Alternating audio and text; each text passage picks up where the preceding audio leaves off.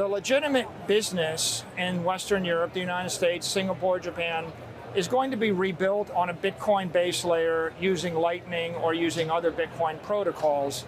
And if it's not that, it must absolutely be an asset without an issuer, truly decentralized, designated as a commodity by the regulators. If you can't build a crypto application on top of a commodity network decentralized, I don't think there's a future for it in the developed world. You know, I think a lot about Bitcoin in the context of it as a payment network and whether it could ever supplant ACH transfers or the way that our credit card system works. And obviously there are a lot of very cool developers who are actively working in this space to try to build up scale. Obviously there's not a lot of liquidity on Lightning nodes right now. But do you see that having disruptive potential to change? I mean, these are payment rails that haven't been disrupted since, like, I don't know, 40, 50 years. I mean, it's been forever. I think Bitcoin itself is a property network and a property settlement network, and so people will put $50 million of property on Bitcoin and move it slowly and save it for 100 years. I think the payment transformation will take place on Lightning, and, Lightning has the potential to be a disruptive payment network, but in this way. It's going to be compliant, regulated companies like the Cash Apps that are going to adopt Lightning. And the use case is going to be, I want to have final settlement in 1 second, and I want it to be 1,000,000 times cheaper than the existing credit network. If that is executed by a compliant company, and compliant in Korea is different than Japan, is different than Africa, is different in Asia, is different than the US. If you can do it with a compliant corporation, then you can reap the technical benefit and the cost benefit of Lightning.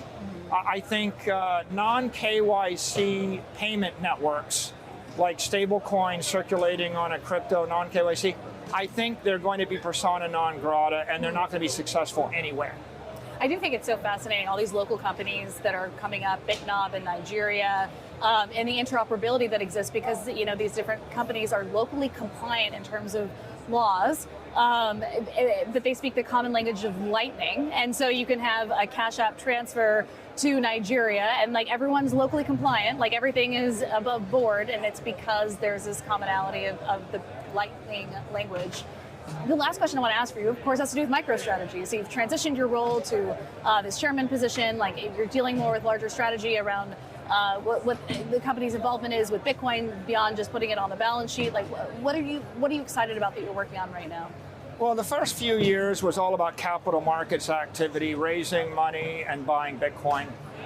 Right now, for the past year, I've been really engaged in software development on top of the Bitcoin base layer and on top of Lightning. So I'm most excited about MicroStrategy Lightning.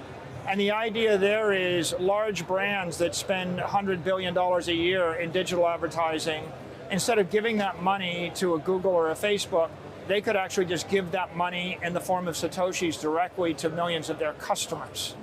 And so we want to revolutionize the way people do digital marketing.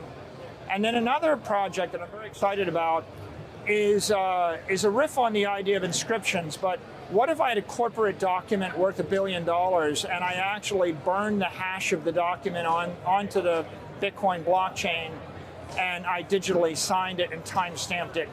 If I can actually plug cryptography and Bitcoin inscriptions into my corporate systems, like cybersecurity systems, or into my corporate legal systems, like contracts, then I feel like we'll have a very economically sound, inspirational, ethically sound application of Bitcoin, which goes beyond money.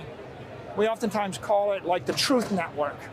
And Bitcoin is the most immutable, indestructible database the human race has ever invented.